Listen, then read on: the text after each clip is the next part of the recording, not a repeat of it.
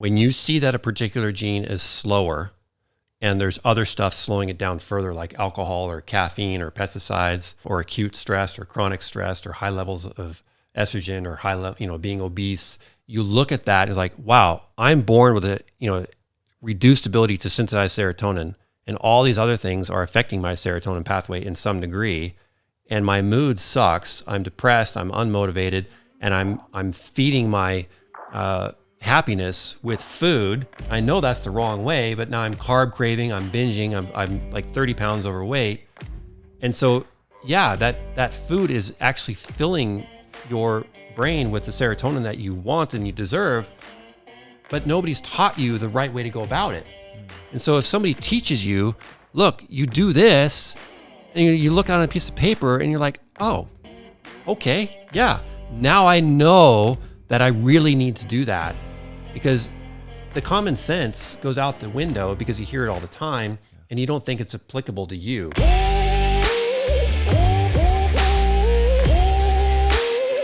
So today we catch up with Dr. Ben Lynch, the author of Dirty Genes.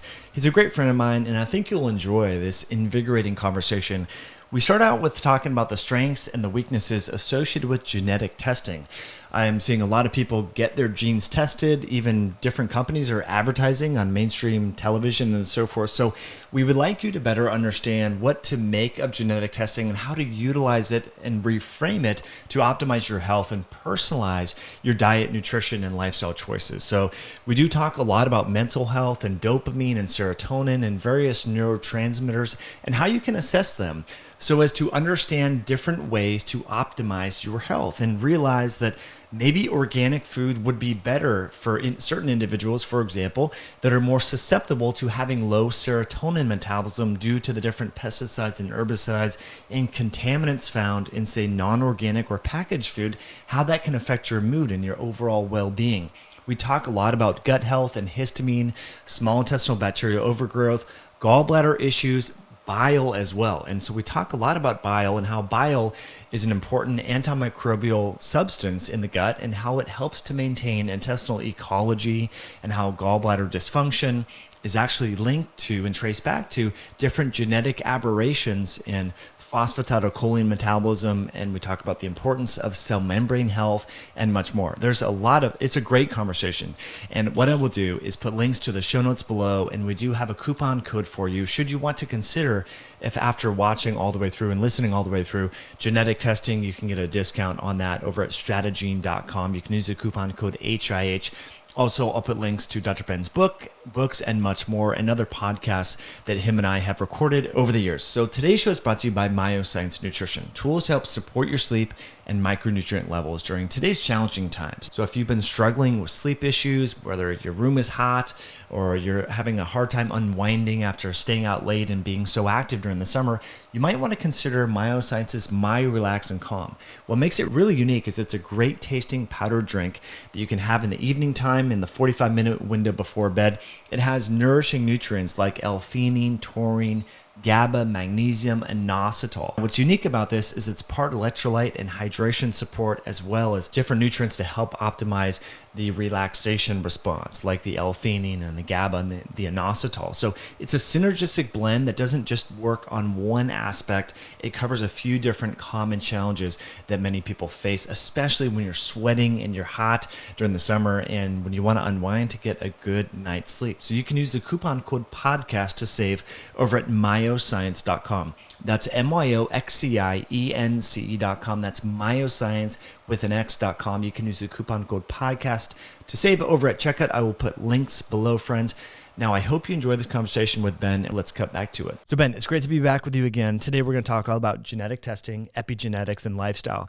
And I think a great sort of launching place here is to talk about viewing this from a more opportunistic and less sort of deterministic viewpoint, because when people get their genes tested, they often have this mindset, I'm deficient, I'm defunct, I have some sort of aberration and all that. But really, I mean, if all these different single nucleotide polymorphisms or SNPs, they persist throughout humans because at one point they may be they may have been adaptive or favorable, right? And so I love how you provide and like to frame genetic testing for people as these opportunities that people have, and these unique, biochemical, sort of windows of opportunity that once we know this, we can make better choices. Yeah, and it's look, genetic testing is a tool. It's one tool out of many. And the problem, Mike, before we get into the definitions of these words, is a lot of people are using genetic testing because they want to find a potential problem in their DNA, and then they think that they can potentially fix that problem, right? I mean, when you order genetic testing, why did you order it personally? Well, I was just kind of interested, supporting you, one. Number two, I think it's really cool data because we're looking at 7 different key genes here. But I was interested in more the mood stuff, I would say, because since changing my diet and lifestyle, I've really improved my mood, and I barely ever have these bad days where I feel lethargic and depressed and all this. Whereas when I was younger, I certainly had that feelings of uncertainty, anxiety. And I'm like, wow, I wonder if I'm predisposed to some sort of melancholy depression. And then, wow, my lifestyle has caused it such that I never experienced that. So I was pretty interested in that aspect, more the mental health and the mood. Right. And, a lot of people are fearful. Were you fearful of ordering genetic testing originally? No, I was like, cool, this is, I want to learn a little bit more about myself, mostly so that I know where my strengths are and also my weaknesses. Yes. And then so I can hone in on both so that I'm not trying to fit a round peg into a square hole. Mm-hmm. Yeah, it's important. And honestly, I was terrified when I did my first genetic testing. And because I didn't understand, I know Bruce Lipton's work. Dr. Bruce Lipton's work is amazing. His discussion on epigenetics was a huge light bulb moment for me when I was at Bastyr University, first quarter of med school, and I saw his work. I was like, wow, I thought DNA was it. I was standing in the hallway, Mike, with my mom, and she was talking with some lady and about schizophrenia, because my mom was a doc. And she said, she turned to me and she goes, "Hey, Ben, you're almost 18, aren't you?" I said, yeah. She goes, "Well, you got to beware because schizophrenia runs in your family, and it tends to hit when kids are around the 18, 19, 20 years old." And I'm thinking, well, damn, that's great to know. Yeah. And it's like, so one day I'm just going to wake up schizophrenic because my genes are designed, I've inherited genes from my messed up family. And so when we go to the doctor, they have family history, and we all fill that out. Is there a cancer risk in your family? Strokes, heart disease of any type, Alzheimer's, dementia, right? So you fill those out multiple times. And so we inherently think our genes create this doom and this massive risk, and our lifestyle has nothing to do with it. Just like this whole thing that's going on in the world right now, too. Lifestyle has nothing to do with it, right? Yeah. Exercise, no, doesn't matter. Yeah. Just need to get never mind. We move on. So genetic testing for me is a tool that's very valuable because it identifies, as you said, a potential susceptibility to low moods, to increased susceptibilities to blood clotting issues or pregnancy complications or histamine intolerance. And if you identify these things, then you can do some lifestyle changes and fix them and improve them. Look, I wrote the book called Dirty Genes, and the entire book is epigenetics, the whole thing. And in fact, Dirty Genes, when you read Dirty Genes, you take these quizzes to see which particular genes are not working their best or are working well, and you don't do any genetic testing at all. So do people actually need to do genetic testing? No, they don't. Ultimately, what you need to do is, like, as you did, Mike, you got to do the lifestyle stuff first. You got to put the work in. Health is a 4-letter word, spelled WORK. And if you don't put the work in and you order genetic testing, you think, oh, this particular gene is my problem. No, you're probably the problem with your lifestyle choices. That gene is overwhelmed because of your choices, and it was born a little bit more sluggish or a little bit faster, and you just are pounding it too hard. So just back off of it. Don't give it so much work to do, and you'll feel better. I love that. A lot of people do sort of say, that story, starting off with the schizophrenia story, obesity runs in my family, diabetes runs in my family, so therefore I will be an overweight diabetic. But You know what also runs in the family? Sedentary activity, eating junk food. Like these are habits, lifestyle choices that people make that people say that these non-communicable diseases aren't infectious. You could say, yeah, they're not really transmissible in the same way, but you model them through your behavior. It's a great point. And so we always need to recognize that because, yeah, my grandfather died of heart disease, relatively young, 77, I think he was. So I could think, well, heart disease runs in my family. He also never exercised. He also ate processed foods and things like that. So, we always need to consider sort of the lifestyle-induced element of that. And if you look at, say, cancers, I think maybe the stats probably do better than I, about like 7 to 5% of cancers are actually heritable. They're from less. Is it less? Less. It's less. Yeah, it's less. And Parkinson's, 1% of Parkinson's is genetic. Wow. And part of the reason why 23andMe was invented was because one of the founders of Google, I believe Sergey Brin, could be the other guy too, but his mom struggles with Parkinson's, and he doesn't want to get Parkinson's. I mean, nobody wants to get Parkinson's. And so he said, okay, well, let's create this company. I'll support you. And, we'll try to find the genetic cause for Parkinson's. And then if we identify it, then we got to figure out what that particular gene's job is and create a medication for it to either support that particular gene or stop it, or block it, right? So conventional medicine using, pharmacological interventions is by force. It's not nurture, it's force. Look at it. Antihistamine, antidepressant, antacid, anxiolytic, breaking anxiety, right? So it's all forced. And if you look at naturopathic medicine or integrative medicine or functional medicine, it's nurture. It's natural, and the word nature is in there. So it's all about, and function is in there. Restorative. It has nothing to do with force. And it's appreciation for the integrated network of the system, because when you force an enzyme to reduce its activity, say HMG-CoA reductase, which is involved in lipid synthesis that is inhibited by statins and statin-related medications. Well, what's downstream of that? You have, coenzyme Q10 production. You have this I can't remember the name of the pathways, the geranyl. There's all these different intermediates. And when you just block something, then something gets out of balance. So yeah, the appreciation of the network, which is cool. And then going back to the gene testing, this whole network of the synthesis, the metabolism, the receptor binding, when in the context of the neurotransmitters, dopamine and serotonin that you have here, you're looking at it through that network framework. Yeah, that was cool. Yeah, you have to look at genes in a holistic way. There's 18,000 genes, give or take, in our human bodies. And if we just look at, I have MTHFR, or I have this HMG-CoA one, or I have some, these FTO fat burning ones. By the way, the FTO genetic variation is not very valid. If you look at a lot of research, all of these people are saying, I have the FTO genetic variant, therefore my fat burning metabolism is sucky. Well, there's a lot of unknowns in that particular genetic variant, yet all these genetic companies are running on that train because ketogenic lifestyle is so popular and so in. They want to create a genetic report that says, look, you have an FTO variant, therefore, your risk for obesity and fat stuff is here. But it's just nonsense. So can we talk about that nonsense aspect of it? Because what you did is looking at all these different SNPs and looked at how prevalent and variable they are in the population. So what I heard you say right there is, yes, the FTO might be polymorphic, meaning there's different variations or flavors of that, but it's not, say, deterministic, so to speak, or the outcomes, there's conflicting data.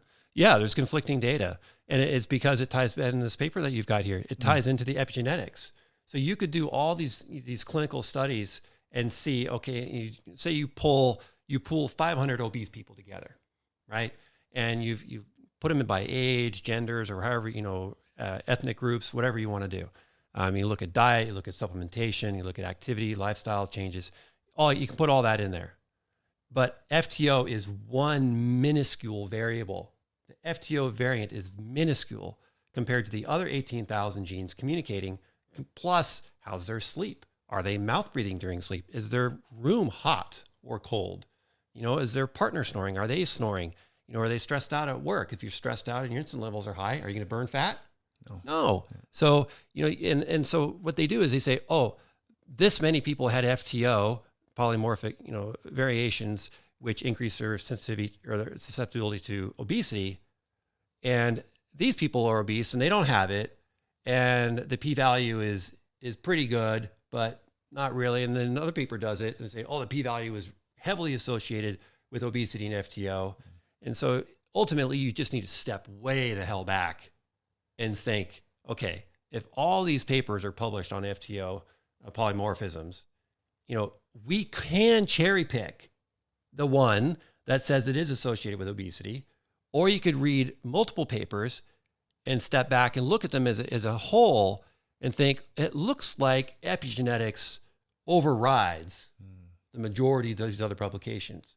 Now, not all genetic variants are like that. If you look at MTHFR genetic variation, this particular genetic variation has a lot of increased susceptibilities to many, many things, and paper after paper after paper after paper show the relevance of this genetic variation.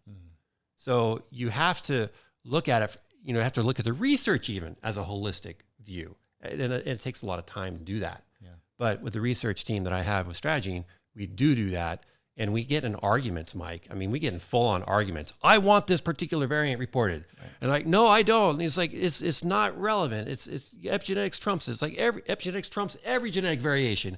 True, but where do you draw the line? And we get in these big fights. But I like that we have those fights because it brings the fact that ultimately, do you need genetic testing? No, you don't. Ultimately, it's important for you to just dive in and do the work and listen to how your body is feeling. You had these mood issues, you had maybe concentration and learning difficulties at some point, but since you improved your lifestyle, a lot of that goes away. It can come back, and it does periodically, like for all of us.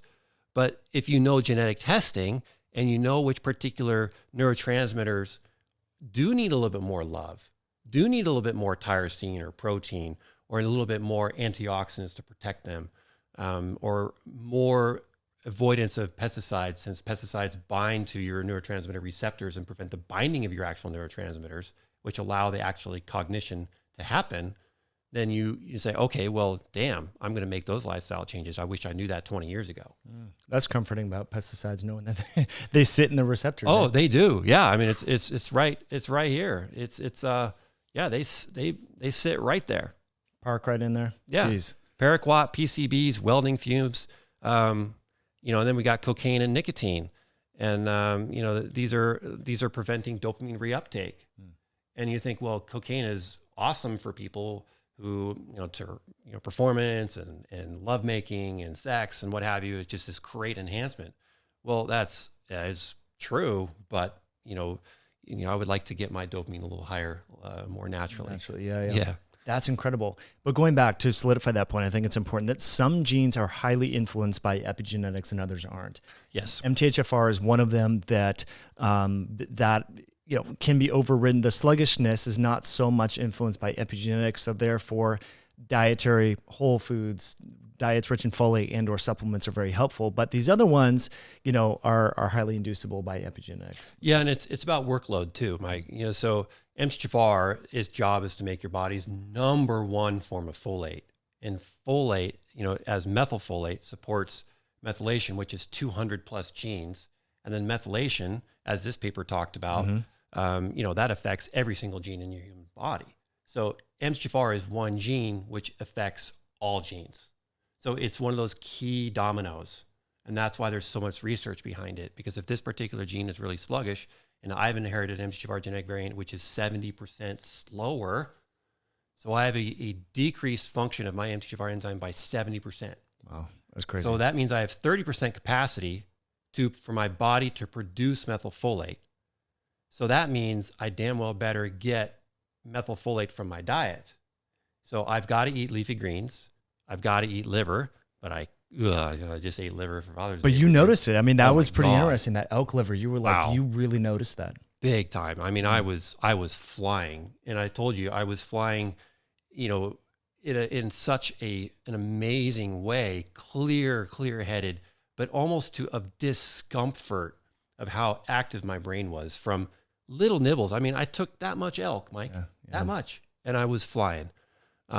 So can we pause there? So what is the selective advantage of having that particular genotype of MTHFR? Yeah, great question. It's highly polymorphic. Hispanic people, it's very, like, a lot of them have that same genotype. So what purpose, in what circumstance was that favorable? Well, research shows that if you have an MTHFR genetic variant, you are less prone to death from malaria, is one. And so if you look at where these alleles became polymorphic, it was in areas of, more malarial infested areas. But it's also has to do with sun exposure, and it also has to do with DNA-based repair. And I believe it also will have to do with the diet of those areas. So it's all these variables in one. Humans want to oversimplify things for the sake of brevity and for the sake of simplicity. Because when things are too difficult, it uses up more dopamine, more neurotransmission, which then tells our reptilian brain that we have to go hunt and gather and expend energy. So we don't want to think and about all these different variables, but we have to. So all those variables are probably perhaps contributing to the prevalence of the MTHFR variant, and all of them are protective of that particular species in those particular environments.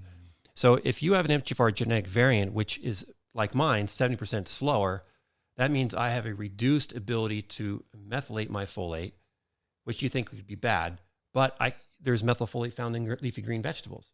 Maybe their diet had sufficient methylfolate, and from animal meats, animal livers, and from greens, and their body didn't need to make methylfolate, so it wasn't a big deal. And those people were actually selected for over time because they had this upstream folate, they had this different type of folate, like folinic acid, to make red blood cells, white blood cells. If they had infections, they could beat it easier. If they got sunburnt, they could repair their skin better. If they got something that was destroying their gut lining, they needed that folinic acid to restore their gut lining so they could repair it. So folinic acid is used for every single type of blood cell in our body. It's used for every converting uracil to thymine in our DNA. So they didn't live long enough to get cancer, but they sure shit were trying to fight infections and to heal their skin and other parts of their body. I think that's a really good case study or thing to remember as we sort of transition to diving into this on more depth, is that at some point these defects or these sort of, people might think these broken genes were favorable in that environment, and you're just not in that environment anymore. So therefore you might need to make some small tweaks, because the ability to survive a lethal infection was selected for. And so, my serotonin issues or my nitric oxide synthase NOS3 gene aberrations, like, that was advantageous. It was selected for. That's why I inherited this from my mother and father and, grandparents and all of that. And that helped them survive. The people that didn't have these aberrations, shall we call them, their genes are no longer here. Yeah. And so we need to remember that these aren't doom and gloom. These are things that, they were helpful back in the day, but you don't live in that environment anymore. So therefore you need to do X, Y, or Z to remedy that. Yeah. And they didn't have refrigerators, they didn't have medications to fight infections. They didn't have supplements to reach for. So, times have changed significantly. And so what we've inherited from our ancestors, is affecting us in our current environment, because my ancestry is Slavic, it's Irish, it's British, so I'm a true mutt. So, but now I'm living in Seattle, where none of my ancestors originated from. None of them. I mean, you're here too, and none of your ancestors are from here, ultimately. Right. So, and the foods that we're consuming and our lifestyle surrounded by EMF and this artificial lights, and that none of that was pre-existing. So, our genes are acting in an environment which they are adapting to right now, and then we pass that on to our kids. So it's an ebb and flow, and that's ultimately what Dirty Genes is all about. Dirty Genes is saying, hey, yes, we've inherited these particular genes. There are benefits to them. There are risk factors to them. And it's good to know the pros and cons for both. We walk you through that. That's awesome. Well, maybe let's start there. Let's start with and how did you narrow down these 7. Are there more that you're super interested in that Sure. aren't that? There's a lot more. Well, yeah. So, anytime you work with a publisher, they want to create a system and a protocol and a way for the reader to have something to take action and walk away with, knowing that they can do something. And that's a very valid point and one that I totally respect. But you got to do it in a way that makes sense and works. And when they told me to pick 7 genes out of 18,000, I was like, well, this is stupid. This is mission impossible. And I said, well, MTHFR is definitely one because it affects basically the whole genome. So sure, I can do that one with confidence. Glutathione genes, again, oxidative stress affects the entire genome. Easy to do. But I picked 2 because I kept trying to write about glutathione peroxidase, which neutralizes hydrogen peroxide. But I kept also talking about arsenic and mercury, and which also and formaldehyde and chlorine, which glutathione transferase also works on. So I wrote about both of those, and then I've got, so that's 3. So basically I wrote 8. So there's 5 left, and so how do I pick those? Well, our ability to think and have emotion and to learn is massive, and so we have to talk about the brain function. So we've got to talk about dopamine, epi, and dopamine. So I picked CMT and MAOA. Those were really important. And then I was starting to get stuck. And it's like, okay, so I've got the brain, I've got detoxification systems, I got the methylation system, which is body-wide, but now I need to get something in the gut. Gut is so central to health. So DAO works on histamine metabolism in the gut. And if you have high histamine in the gut, then you got leaky gut, you've got food sensitivities, you have all sorts of seasonal allergies, you got a lot of issues. And okay, so I got the gut kind of established, but not entirely. I got to work on gallbladder and liver, but also cell membranes. Without cell membranes, all our cells are dead, and they're going to be leaking and friable and necrotic. And so we've got to have solid cell membranes for not only creating cell membranes, but to create, storage for histamine and our neurotransmitters and so on. So PEMT is the phosphatidylcholine synthesizing gene, which is very, very polymorphic in the population and prevalent, and it causes significant issues.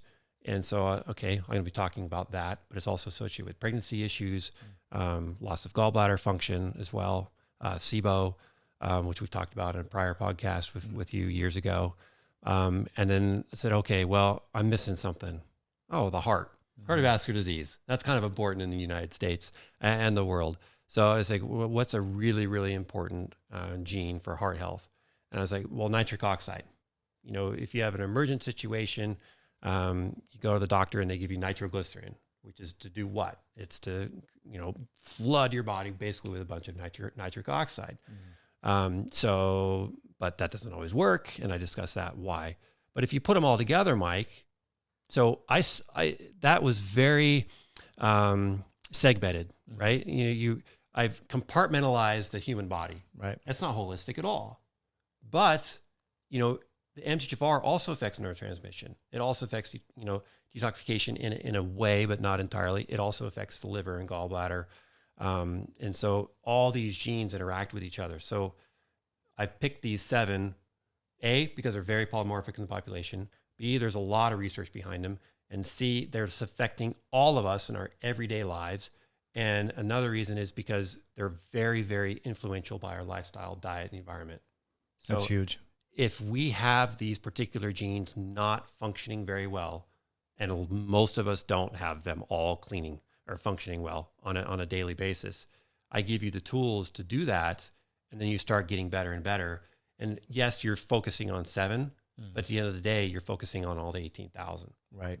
Because they're all influenced by diet and lifestyle, which is key. Yes. Since methylation gets a lot of airplay, but cell membranes don't, but arguably they're very much or as much or more important, because if you don't have cell membrane fluidity, receptor transmission for hormones, insulin, neurotransmitter, all of that, a lot of people, we don't think about the cell membrane. I mean, No. Bruce Lipton does talk about it, I think in his newer book, not Biology of Belief, but there's a newer one, that it's the cell membrane that's doing everything. And so part of that, obviously omega-3 fats play in there, but also choline and phosphatidyl ethanolamine, phosphatidylcholine. So this PEMT gene that you have on the StrateGene, I think that's awesome to know, because you said this is highly polymorphic. And if you were to ask people about, hey, a lot of people know about their MTHFR status or ApoE status. Like those are like really common, but PEMT, people are like, what the heck is that? Yeah. And it's a lot of people don't understand too. They're walking around with SIBO and they're taking all these antibiotics for SIBO and they're eliminating all these particular foods, but it could be just simply a sluggish gallbladder. It could be that simple, because what is SIBO? Small intestinal bacterial overgrowth. In bile flow, bile is a natural antimicrobial that drops right into the small intestine.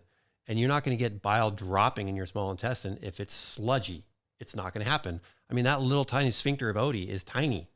And the pipe for where the bile, for dumping all that bile out in the small intestine is tiny. And so thick, sludgy bile doesn't drop. Phosphatidylcholine is what makes it not thick and sludgy. You have to have 10 parts of phosphatidylcholine to 1 part cholesterol to have your bile flow. And so here we are, a lot of people doing the keto diet, not the right way at all. They're not in a caloric deficit state at all. They're just eating a ton of fat, and their cholesterol ratio is completely inverted. They're probably 1 part PC to 10 parts cholesterol. They might even have the PEMT polymorphic variant, and now they start getting right shoulder pain. They start getting a bit more itchy. They might start getting sensitive to a lot of stuff in their gut, and sensitive to intolerant to fats, which they're eating a lot of. And so now they're getting gallbladder dysfunction because their ratios of phosphatidylcholine to fat is inverted, and they're wondering why they're not doing very well on the keto diet. And, you start looking at their gallbladder and supporting that. And just for example, my wife this morning was like, I've got a friend in Ireland who's quite overweight, and she's female. She's in her 40s, and it's female. Sorry, this is what we learned in med school. I don't mean to be rash, but it's the 4 Fs: female, fat, fertile, and 40. That's gallbladder. That's gallbladder. And so if you are struggling, and if you are, an obese woman in your 40s and you're still fertile, then you are going to be struggling with a gallbladder issue. And if you don't address that gallbladder issue, and you have a PEMT polymorph variation, you're going to be struggling in many, many areas. And it's definitely possible to help that out. Well, it's so common, gallbladder issues and sluggish gallbladder, gallbladder stasis, I believe the jargon, the term used. And so many women have had their gallbladder removed. Yes. The overweight women, like you mentioned. Now, that's because stagnant bile, largely? Yeah, it's stagnant bile. The bile can't get out. And the primary stone in the gallbladder is formed from cholesterol. So the number one type of gallstone is cholesterol based. And so that also stems from fatty liver. And where's fatty liver come from? And this is something that I'm going to be interviewing you about on my podcast, because it's so important, and you are a very, very knowledgeable person in all this about fat metabolism, keto, and all that. So we'll address that there. Sure. But yeah, it's, fatty liver is a massive issue. Yeah. So people with gallbladder issues should be obviously changing their diet and doing all that, like you're saying, but also potentially looking at their variability of this different polymorphism, the PEMT, which I think is interesting. Now, this does obviously feed then into the neurotransmitters, because if cell membrane fluidity is off, receptors are off, then logic would assume that you might have some changes within receptor affinity, binding, and all of that. So when we're talking about serotonin, dopamine, norepinephrine, all of those, it plays a big role. But before we get into that, I guess, what could someone do? Supplement with phosphatidylcholine for a little bit, if they do have gallbladder issues, sluggishness there. Yeah, but that's a catch-22, if that's the right word to use, because PC is ultimately a lipid. It's a phospholipid. Yeah. And so here you are supplementing them with a lipid, and their bile is supposed to help them absorb that lipid, but they can't really, because their bile is too sluggish. And so here you are recommending to say, use some phosphatidylcholine or some phospholipids to support your bile flow, but they can't absorb it to support their bile flow. So ultimately what you need to do is first you back off on the fats. You got to back off on the things. Again, what workload am I putting on this particular gene? You got to reduce the workload. If you're at work and your boss is constantly giving you, a certain amount of work, you can manage that. But if somebody else comes in and start giving you more, you start getting overwhelmed. It's the same thing with all your other genes. You just have to understand that genes do work. What work does my particular gene do? And then how do I ease the burden for a little while to support it and nurture it so it can resume its normal healthy function again? And then how can I support it nutritionally, environmentally, and so on? And so what I like to inform people with PEMT is first, reduce. That's the first thing is your avoidance. Don't put more work on it. That's number one. And that's fat reduction of consuming less fat, and then less nuts, less salad dressing, less oils. And then the next one is you can consider visceral manipulation. Is it almost an instantaneous fix? So you find someone who does visceral manipulation and they can actually get in there. I mean, if you tuck your fingers in and you can actually feel your gallbladder. If that's really sensitive for you right here, I can feel my gallbladder right now. And I can feel it. It's try it yourself. Yeah. It's right underneath this rib cage, right up in there. Mine's always a little sensitive if I totally press on it. Yeah. And and then the visceral practitioner will just massage it, and they'll compress your liver. And then when you're done, not to be gross, but you'll have the best bowel movement of your life, and your liver will be gurgling. And then you want to support your gallbladder directly by using some astringent, bitter herbs and herbs that work on stimulating bile flow and bile production, glycine, taurine, bitter herbs, or ginger, artichoke. There's a number of them. I can't remember them all. But you support your gallbladder with that, and then you get that working. Calcium glucarate is another great one. Glucuronidation pathway is very, very important for your liver. And then you do that, and then you can add in the PC. So a lot of people will get their genetic testing, Mike, and they'll see, I have the PEMT variant. Its job is to make phosphatidylcholine. Therefore, I'm just going to supplement with phosphatidylcholine. Right. And did we start there? No, we started with lifestyle, diet, some health practitioner work. So even the rooster in the backyard knows.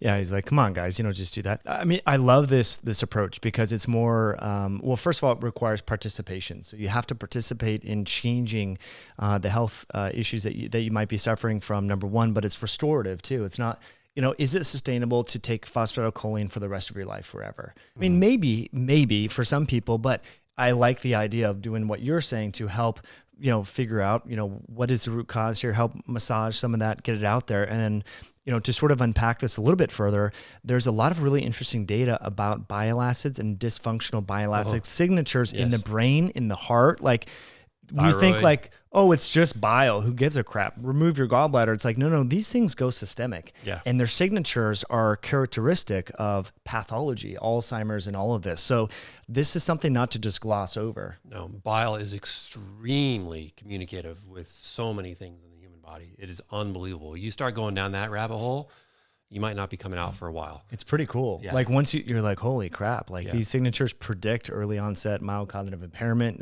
So anyway, maldigestion or a little constipation, that shouldn't be just glossed over and, I need more magnesium at night. Well, maybe, but there could be other things going on. And the fact, like you mentioned, that I just want to emphasize, and I know people have probably heard this before, but the antimicrobial properties of the bile themselves, huge. Phenomenal. It's just amazing. Yeah, and if you're struggling with an overgrowth of SIBO, I invite them to try ox bile away from food. Typically, you consume ox bile to support, the absorption of fats. That's why a lot of people, ox bile flies off the shelves at our company for people, because a lot of people don't have their gallbladder anymore. Yeah. And so they use ox bile to help, absorb fat, so they're not sitting on the toilet all the time, and they can actually consume fat.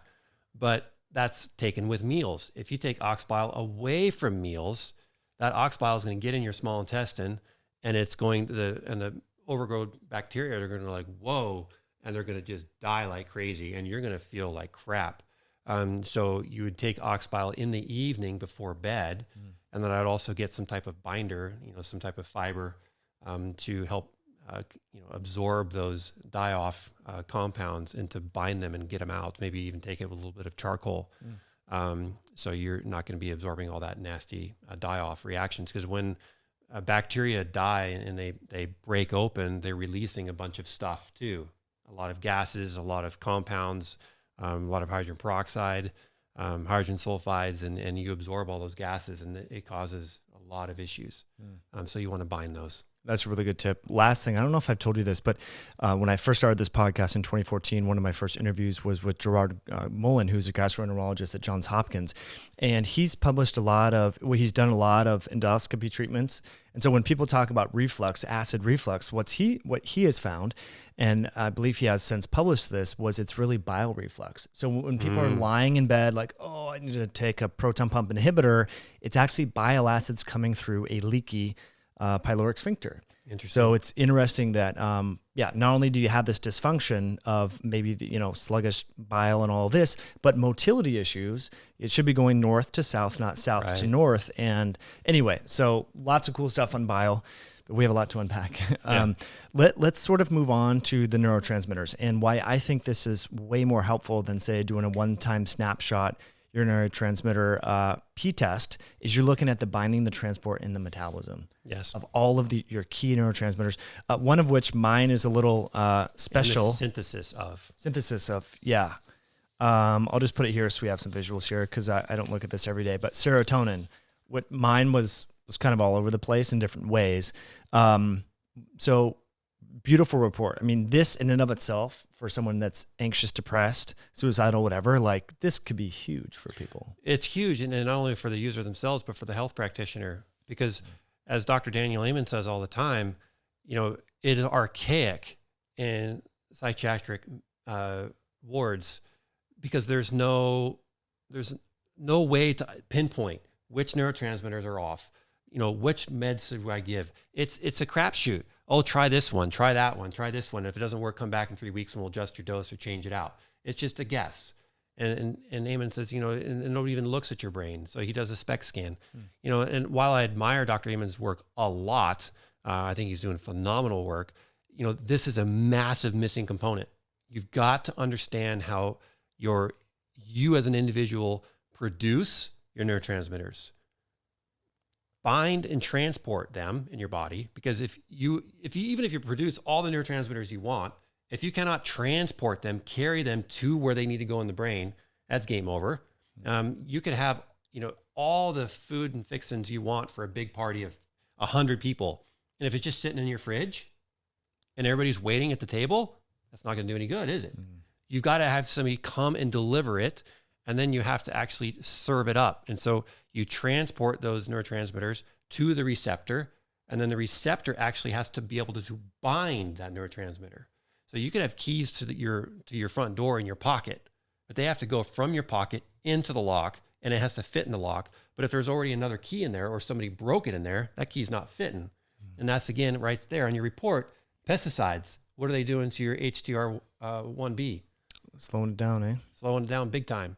And if you already have a less sensitive serotonin receptor and you're being exposed to pesticides, so your already slower, less sensitive serotonin receptor becomes even less sensitive because the pesticides are binding to it. And is it because it's mimicking serotonin, or is it because it just happens to fit, or is it because it's destroying it? I don't remember the specific reason, but the bottom line is pesticides are affecting your serotonin receptors. And then, so you have to understand the whole line. And then you have to also look at the metabolism, the breakdown of the neurotransmitters. Do you eliminate them in a typical fashion, in a fast fashion, or a slow fashion? Because if your doctor says, oh, you're depressed, I'm going to give you this selective serotonin reuptake inhibitor, all that's doing, that's another thing to look at right here. So on the receptor level? Yeah, it's because, not on the receptor level, it's pulling out of your brain. So you synthesize the neurotransmitter, you transport it, you bind it to the receptor, and then once it does its job, then the body reabsorbs it. So So it doesn't have to synthesize all the time. It just reabsorbs it back and stores it again. And then once it's all done and there's too much of it, it actually eliminates it and you pee it out. And so, but reuptake, that's where a lot of medications target. A lot, because it keeps that neurotransmitters in the brain. So if you're blocking the reuptake enzyme from working, whatever neurotransmitters it's supposed to be reabsorbed is staying in the brain. But think about it for a moment. A lot of people who take SSRIs don't get any effect because they probably don't even have any serotonin in their brain to begin with. So if they're low serotonin, they're given an SSRI, but there's too low of serotonin already in the brain, that SSRI isn't going to do anything. Makes sense. Right? So that's where you look at the upstream, at the synthesis ability for this individual. And if they have a reduced ability to synthesize serotonin and you give them an SSRI, you're not doing very well. And so you give them 5-HTP because 5-HTP is the primary precursor to serotonin. But there's another gene after that converts 5-HTP to serotonin. And what is that?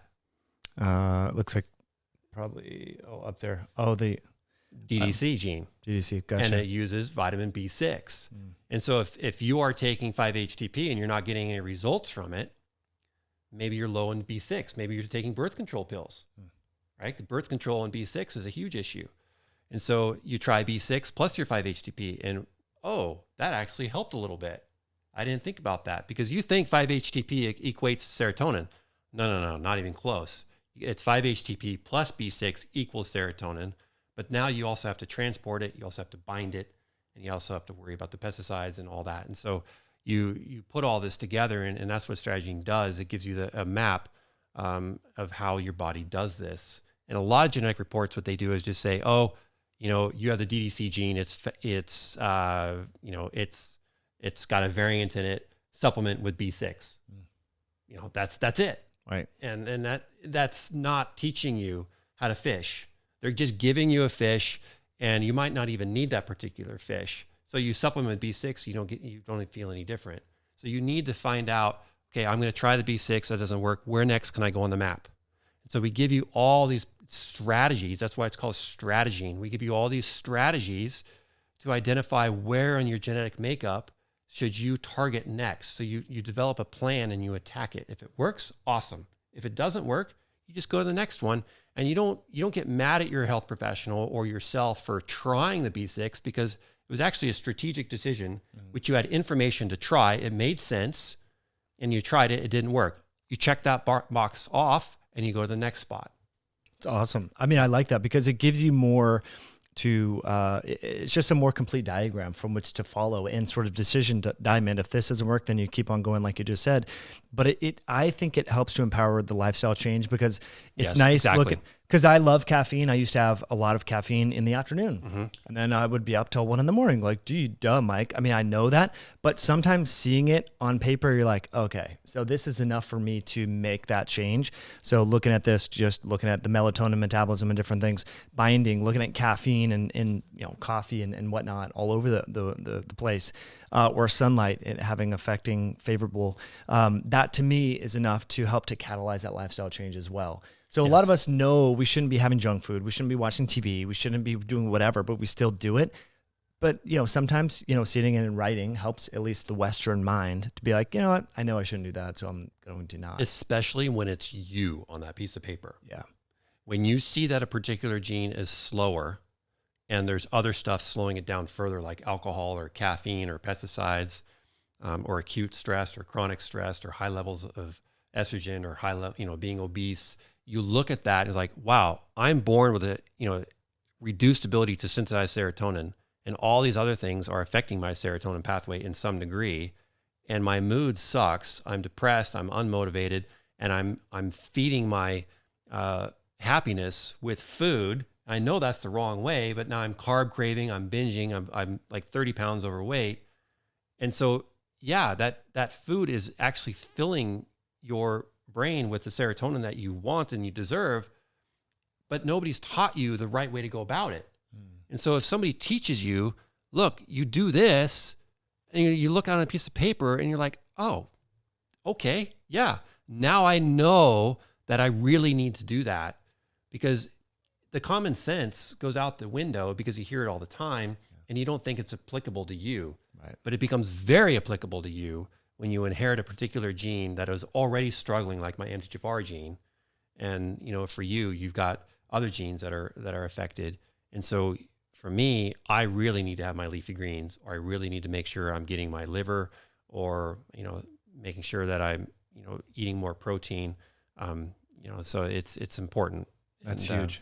So. And that's where healthcare should be going, is more precision, personalized, because we're all like these reports have elucidated to anyone that's done one, is there's a lot of variability in our metabolism and everything like that. So what works for Sally may not work for Paul, and vice versa. So it's good to sort of know that. And then going to the dopamine, there's a lot of well, one second before we do that. Sure. So sleep is associated with serotonin, right? Mm-hmm. Because serotonin produces your melatonin. And so I'm not sure if you're familiar with that, folks, but your serotonin will get converted to your melatonin. And if you take melatonin, your serotonin levels could be kind of elevated still in your brain. So now you're feeling this kind of tired and wired feeling, and it's uncomfortable. You want to go to sleep, but you look at maybe your Oura Ring or some other type of sleep tracking device, and you did not get the good deep sleep. Your REM may be, decent, but you just don't feel rested because your melatonin was there from the supplementation, but your serotonin was also stuck because it feedback inhibited and so on. So you have to understand there could be back pressure from supplementation on these pathways. And so glutathione is another one, which we'll get to later, possibly. But I just want you to understand that 5-HTP is good for some people, and it sucks for others. So I designed a sleep supplement for some folks because that uses 5-HTP, because the 5-HTP will slide into the melatonin, and then it will enhance their sleep, and they'll be able to stay asleep. So that's more for people who have difficulty staying asleep. They will take that. Other people will take that particular supplement, and it'll keep them awake, and they won't fall asleep at all because now they got too much serotonin in their brain from the 5-HTP. So if you're taking 5-HTP to, you heard that it's great for your mood or so on, and you respond unfavorably to it, I bet you your genes are wired in a different way, and it's not working the way that your body is designed to handle it, or your epigenetics are permitting it to work. So don't think that the supplement is wrong. Just think that your genes are not processing it properly, and maybe that supplement isn't right for you. Such a great way to think about how everything gets pulled through the process, and it's interconnected, and how sleep can be so complex, because some people are like, well, I tried CBD or I tried melatonin, it didn't work for me. It's like, well, here could be one way to look at this, in addition to the lifestyle stuff, the circadian rhythm, everything else. Light, all of that. I love the people that have a TV in their bedroom and all this. So like, I can't sleep at night. I don't know why I can't sleep at night. Here's dopamine.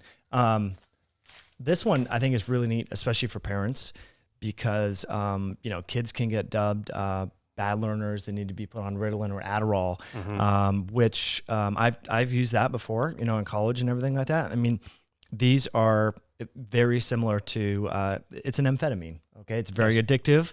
It's not side effect free. Like they can be very problematic, and putting a young child on that is I think it's really a crazy experimentation. So anyway, learning how people can, because dopamine is linked with what? Learning, memory, focus, concentration, reward. Right. Yeah. And it's extremely important. And, if you're put on a methamphetamine because you're bouncing around in class and so on, and maybe it is helping for a little bit, and the dosage of that methamphetamine is probably just given, across the board by multiple doctors. But if you look at particular genes on people, how's their dopamine reuptake? Because what is methamphetamine working on? It's working on the reuptake, right? So it's blocking the reuptake of dopamine. And so if someone has a faster ability to reuptake, that methamphetamine, they're probably going to need more of it. They're going to have a higher dose of Ritalin.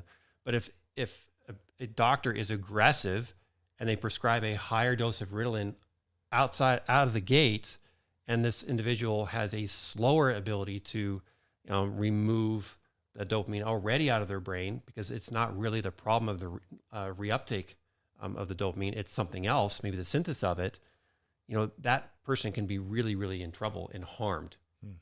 So Ritalin is a huge problem.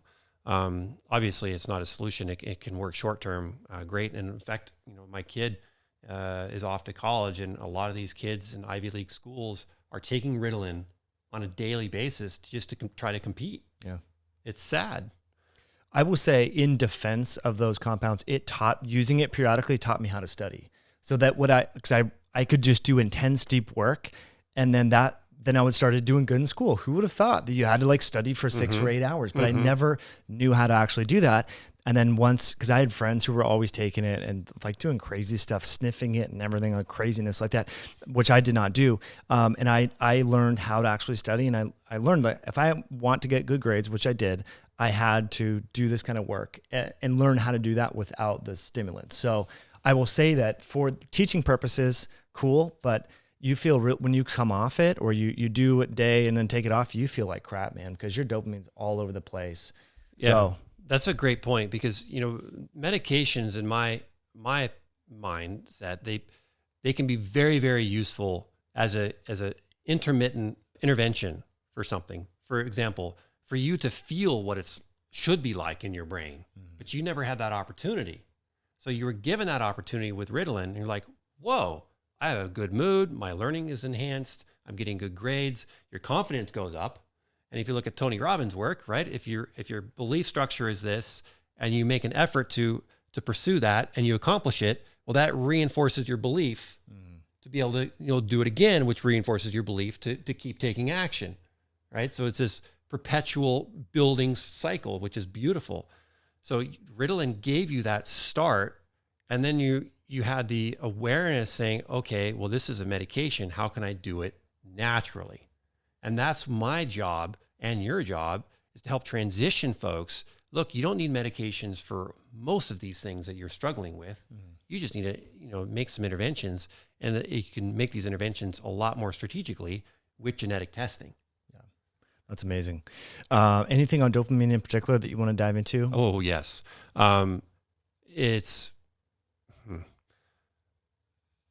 Dopamine is one of those things which we all hear as beneficial and amazing, and it is. Dopamine spikes during sex. Dopamine spikes when we get, trophies or rewards, or somebody gives you a hug. It's just an amazing neurotransmitter.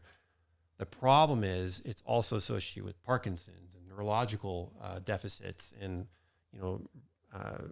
our brain basically getting destroyed by it. So we have to be aware, and if you go into PubMed and you type in Ritalin or methamphetamine and dopamine quinone, you're going to be like, oh my God, I had no clue that Ritalin is so toxic to the brain.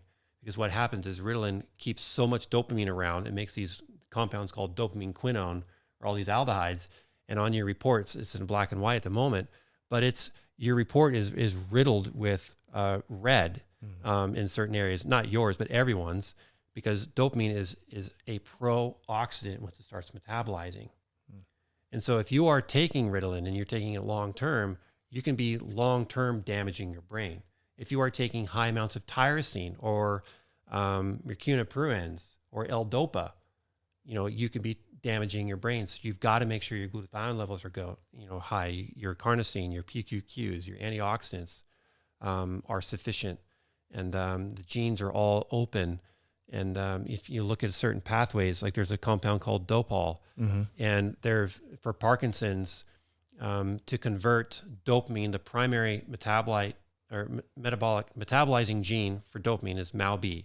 So you have dopamine, and then you have MAOA and MAOB to convert dopamine out of the brain and start to peeing it out. But that makes hydrogen peroxide in a huge amount, so that's toxic. It makes ammonia, and then it makes a toxic compound called dopal. So you're making 3 toxic compounds when you're breaking down dopamine. Nobody talks about this. So we got to make sure that we're supporting all of that. And so antioxidants and anti-ammonias, or not anti, but just eliminating ammonias is really important. Otherwise, you're literally damaging your brain, because as a pro-oxidant in the brain, what's the brain? It's big glob of fat. Yeah. So if you look at someone we've all seen the videos of the before and after. Sally Smith went on meth, and then here she is 6 months later. They're a train wreck, right? Yeah. So methamphetamine, like that, seems that's just such a supraphysiologic amount of dopamine that's created that part of, she's like, how is their brain so off? Part of that could be like literally structural damage from these dopamine metabolized products that are literally causing histologic changes within the brain. Yes. Wow, that's freaky. And look, let's hit Parkinson's a little bit more, and basically any neurological condition for that matter. You know, I presented for Lori Micheley, who's one of the top Parkinson docs in the world. And so I presented for her in front of, with her Parkinson patients, and I was talking about genetics, and I asked a number of the people in the room, what's your CMT status? And a lot of them were slower CMT. And here we are, we think that Parkinson's is a low dopamine state, right?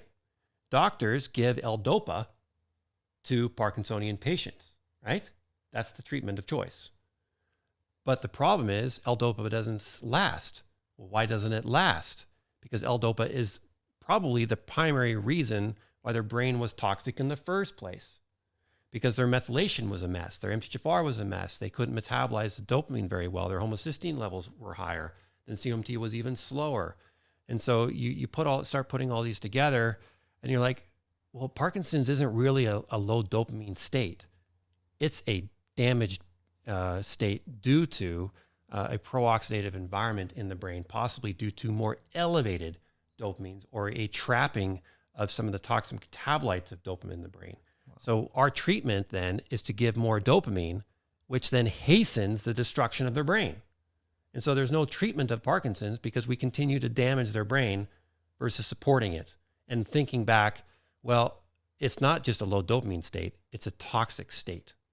That's beautiful. Yeah. A lot of things come to mind. I mean, if you think about the treatment of type 2 diabetes, often it's insulin. So we're exacerbating the problem, right, just as you alluded to, giving L-Dopa to people with Parkinson's, right? Like temporarily, they might notice some benefits, and same with the diabetic temporarily, but over time, you're literally you're adding kerosene to a fire. Yeah. So that's super interesting. Now, I just want to say, because everyone knows my bias, I have benefited from the ketogenic diet. We have interviewed some folks who have Parkinson's who have benefited from a ketogenic diet. And I'm curious to know the mechanisms and all that. I don't know that they really know, but it's quite interesting. So fasting and ketosis may benefit there.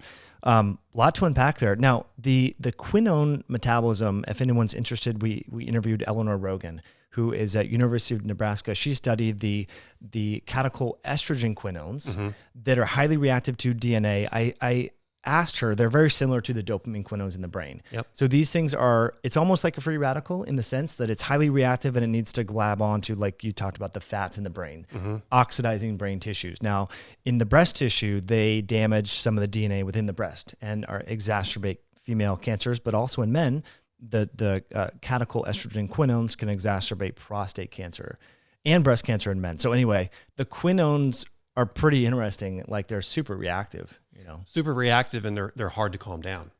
It's like a vicious cycle. Well, it's harder to neutralize.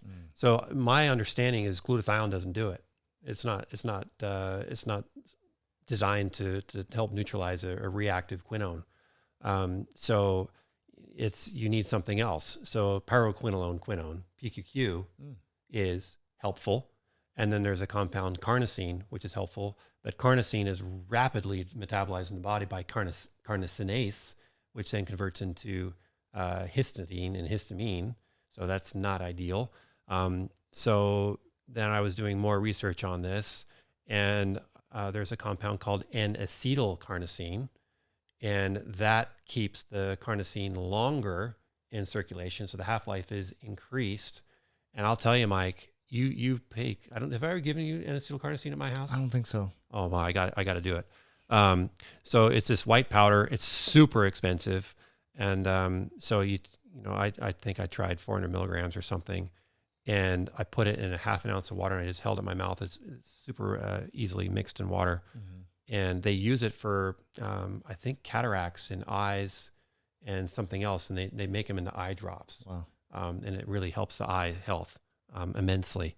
But I took that and my head was cleared within seconds. And I've done it to so many people in my home. So kids will come over to my house, as you've seen, lots of athletes coming, lots of concussions come into my home, from lacrosse, soccer, football, any basketball, a lot of kids coming over. And so I'll just give them my anti-concussion, or here I am anti again, supportive of the concussion treatments. And so I'll heal their brain with glutathione, the curcumin, and so on, but I'll give them the N-acetylcarnosine, and that's the number one thing that really helps him. And he's like, wow, thank you. My head was really hurting, and that helps a lot. That's amazing. Yeah. That's cool. Is that something you guys are working on, bringing on? Well, it's so expensive. So we actually get it from bulk supplements on Amazon. It's expensive. And so somehow their pricing is pretty darn good, maybe because they're not moving so much of it, because it's like $100 for like 100, just a small little baggie. Yeah. I mean, it's pricey. Yeah, it's like selling drugs on the street. Not that I would be aware of that, but it's pricey stuff. Yeah. But it's very, very useful to protect your brain. That's good to know. I mean, we all have friends who have been rear-ended, when they least expected it, and have a concussion, and to have some tools in the toolbox. Yeah. And what do you think, Mike? I want to ask you this question. What do you think is a really good way to measure the health of your brain as a sign of your own health? That's a great question. I mean, just the ability to vocalize words and mood, I think, and reactivity, all of the above. Just overall, I would say overall temperament. If your temperament's all over the place, you're highly reactive, and all, I would think that there's something cognitively awry. And if you look at PTSD and some of these other issues or CTE, judgment, the prefrontal cortex gets all messed up. So these athletes are doing something. Aaron Hernandez, if you watch that documentary, you're like, what was he thinking? Leaving a gun casing in a rental car that he killed someone. It's like, dude, just things like that. You're like, something must have been off in his brain. Well, and Dr. Daniel Amen talks about that in his movie, Concussion. And he's talking about all these professional football players who become murderers or rapists or what have you. And it's because their brain, I mean, that's not the only reason, of course, possibly others too. But their brain is harmed heavily. Right. So definitely, your cognitive ability and your moods, erratic moods, is a sign of a sick brain. But even easier, because that's hard for people to tune in sometimes, because that's normal for them. They've always been that way, so they don't really know what normal should be. They don't know what happiness should be, or having a positive mood or a mindset all the time should be. But your ability to see, eye health. So if you've noticed your vision starting to decline over time, it's duller, it's not as bright. You go to the eye doctor and your prescription is getting worse. It's going the opposite way faster. That is a big one, because when I take supplements like glutathione, liposomal glutathione, NADH, or N-acetylcarnosine or PQQ, I mean, it's somebody turned the lights on for me. Stuff is bright. Right. So, why is that? Because our eyes contain the most mitochondria per density of any organ or body part in our bodies. And so the eyes use a ton of mitochondrial health, which means it uses a lot of oxygen, and it needs a lot of glutathione and a lot of antioxidants to support. And if you provide those, your eye health will get a lot better. So if your eye health is diminishing and you're young, and it's degrading rapidly, and you've had an exposure to a pesticide or an herbicide or high stressors, or something that's very pro-oxidative, then you really need to support your brain. Wow, that's an awesome tip. I love that, Ben. I mean, we could take a deep dive into all of these in much greater detail, but what's nice about StrateGene is you get the results, you just click on it and windows pop up. It's all hyperlinked within the PDF, which is fantastic. And you have a bunch of webinars on there, which is great too. Yes, we do. So I just want to commend you for the amazing report that you guys put together and all the work that went into this. I remember when you were creating this, I mean, just so much detail. I've been blown away, and it's very affordable. So what I'll do in the show notes is put a link there. It will be an affiliate link, but I would like you guys to use that and check this out, especially for your partner if you're having like marital issues or your child, or if you just want to optimize, so many people want to optimize, and where you can, focus in on different aspects when it comes to mood, behavior, motivation, heart health, everything else. So yeah, keep up the great work, man. This product is amazing. You should be very proud. Yeah, thank you. And we're continually working on refining it and making it even more actionable and adding to it. So, and biohacking is this new thing, and it's not that new, but for me, it's StrateGene removes the term of biohacking, because you're not hacking to optimize your body anymore. You actually have a strategic place to target and support. You don't have to hack your way to better health and make something forced to function better. You can actually do what your body is designed to do without hacking, because ultimately hacked programs will break. So I've never liked that term. It sounds contrived to me. Yeah. And most of the people that are into it's like too shortcutty. I don't want a shortcut. This is a path. This is a blueprint. Yes. You can follow and you can lean on and go back to, which is cool. Yeah, because biohacking, in my opinion, is going to ultimately come back and bite you in the butt. Yeah. But if you know your own blueprint, you know how you're wired, and you know which genes are acting out or dirty, you just clean them up, and you feel, you feel amazing. So it's fun. Awesome. Thanks for coming on. Thank you, sir. Well, my friend, thanks for tuning all the way to the end. I hope you enjoyed that conversation as much as I did. Ben is so eloquent and so just on point with his words and explanations and analogies. I hope you got a lot of value out of that. Now, if you're curious about testing your genes, I would definitely check it out. We're going to do an unboxing and go through my report so you can better understand that. But if you're curious now, you can use the coupon code HIH over at checkout to check that one out. Now, I got a lot of value out of this, for especially understanding a few different, weaknesses with regards to my serotonin metabolism and transport. And that has really helped me change my diet and my lifestyle, and doing things like cold water immersions and making sure I'm getting adequate sunlight in the morning, and really getting off screens at night, because, my melatonin metabolism is not so sufficient. So if you're still trying to optimize different issues in your life and in your health, you may want to consider that. And as always, I'm just grateful that you tuned in all the way, and I hope you enjoyed the conversation. Have an awesome rest of your day, and we will catch you on an episode down the road. And if you feel like sharing this with a friend or family member, please do so via text message, and we'll talk to you all soon. Bye now.